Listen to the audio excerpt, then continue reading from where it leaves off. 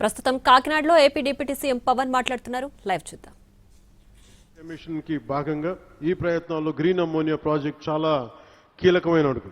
Renewable energy రంగాన్ని ప్రోత్సహిస్తూ ఈ రంగంలో ఆంధ్రప్రదేశ్నే దేశంలో మొదటి స్థానంలో నిలపాలన్నదే ఈ నారా చంద్రబాబు నాయుడు గారి నాయకత్వంలోని కూటమి ప్రభుత్వం లక్ష్యం. దానికి ఈరోజు ఏఎం గ్రీన్ ఎనర్జీ దీనికి ముందడుగు వేయటం చాలా చాలా ఆనందదాయకం.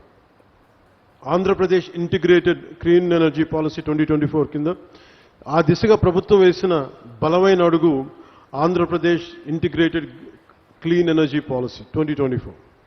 దీనిని ఈ పాలసీ రాష్ట్రాన్ని భవిష్యత్ రెన్యూబుల్ ఎనర్జీ సామర్థ్య కేంద్రంగా, రెన్యూబుల్ ఎనర్జీ వనరుల ఉత్పత్తి హబ్గా షేప్ తీసుకోబోతా ఉంది. గ్రీన్ హైడ్రోజన్, గ్రీన్ అమ్మోనియా వంటి క్లీన్ ఎనర్జీ ఉత్పత్తికి అనుకూలమైన వాతావరణాన్ని కల్పించగలిగితే మనకి పెట్టి ఇన్వెస్టర్స్లో చాలా విశ్వాసం పెరుగుతుంది. క్లీన్ ఎనర్జీ పాలసీ ద్వారా ఇప్పటికే ఎన్డీఏ కూటమి ప్రభుత్వం విధానపరమైన స్పష్టత ఇచ్చింది. గ్రీన్ ఎనర్జీ ఉత్పాదనకి ఆంధ్రప్రదేశ్ గమ్యస్థానం కావాలి. అదే నారా చంద్రబాబు నాయుడు గారి నాయకత్వంలోని కూటమి ప్రభుత్వ విధానం. ఈ క్లీన్ ఎనర్జీ పాలసీని సద్వినియోగం చేసుకుంటూ ఈరోజు ఏఎం గ్రీన్ సంస్థ మన కాకినాడలో దేశంలోని మొట్టమొదటి 1 మిలియన్ మెట్రిక్ టన్నుల సామర్థ్యం గల గ్రీన్ అమోనియా తయారు కేంద్రాన్ని ఏర్పాటు చేసేందుకు ముందుకు వచ్చినందుకు మనస్ఫూర్తిగా మరోమారు వారికి శుభాకాంక్షలు తెలియజేసుకుంటూ దేశ కాలుష్యరహిత ఇంధన ప్రయాణంలో ఇది ఒక మైల్ స్టోన్గా మనం అభివర్ణించవచ్చు. మనకి ఈ ప్రాజెక్ట్ రెన్యూబుల్ ఎనర్జీ సాయంతో నీటిని ఎలక్ట్రాలిసిస్ చేయడం ద్వారా గ్రీన్ హైడ్రోజన్ ఉత్పత్తి చేస్తుంది. ఈ ప్రక్రియలో వాతావరణంలోని ఈ కార్బన్ ఎమిషన్స్ని పూర్తిగా క్లీన్ చేస్తుంది. పర్యావరణ పరిరక్షణ ఈ యజ్ఞంలో గ్రీన్ అమ్మోనియా ప్రాజెక్ట్ చాలా కీలకమైన అడుగు. ఏఎం గ్రీన్ సంస్థ ఏడాదికి 0.5 మిలియన్ మెట్రిక్ టన్నుల గ్రీన్ అమ్మోనియాను సరఫరా చేసేందుకు జర్మనీకి చెందిన ప్రముఖ ఇంధన సంస్థ యూనిపర్తో ఒప్పందం కుదుర్చుకుంది. తొలిసారి భారతదేశం నుంచి యూరోపియన్ దేశాలకు జరుగుతున్న క్లీన్ ఎనర్జీ ఎగుమతి ఒప్పందం. ఈ చారిత్రాత్మక ఒప్పందానికి ఆంధ్రప్రదేశ్ కేంద్ర బిందువుగా ఉండడం మనందరికీ చాలా చాలా గర్వకారణం. గ్రీన్ అమ్మోనియా ప్రాజెక్ట్ దేశ రాష్ట్ర సుస్థిర అభివృద్ధి సాధనలో ఒక బలమైన గేమ్ చేంజర్. వ్యవసాయం నుంచి రవాణా వరకు అన్ని రంగాల్లో సుస్థిర అభివృద్ధి సాధనకు ఇది చాలా ఉపయోగపడుతుంది.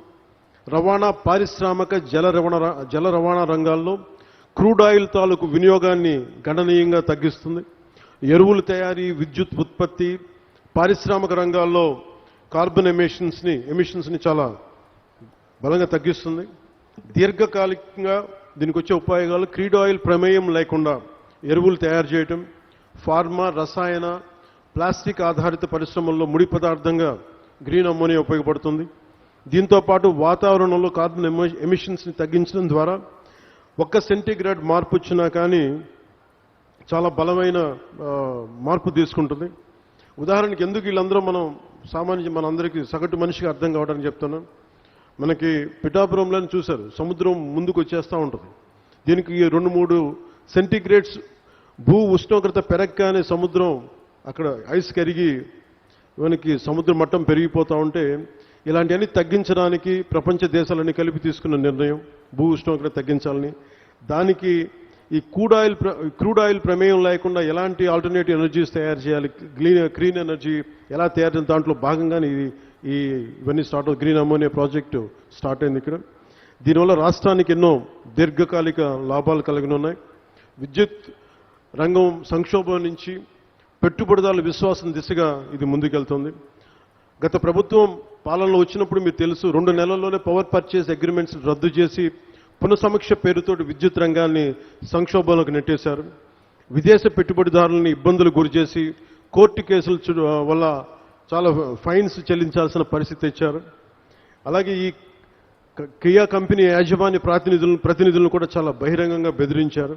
కానీ ఈ సందర్భంగా మేము గౌరవ నారా చంద్రబాబు నాయుడు గారి నాయకత్వంలో కూటమి ప్రభుత్వం పెట్టుబడిదారులని వేధించదు, అండగా నిలబడుతుంది. తద్వారా యువతకి ఉద్యోగాలు, ఉపాధి అవకాశాలు కల్పించే దిశగా రాష్ట్రాభివృద్ధిలో ప్రతి ఒక్కరూ భాగస్వాములుగా మారాలని కోరుకుంటూ సెలవు తీసుకున్నాం. జై హింద్.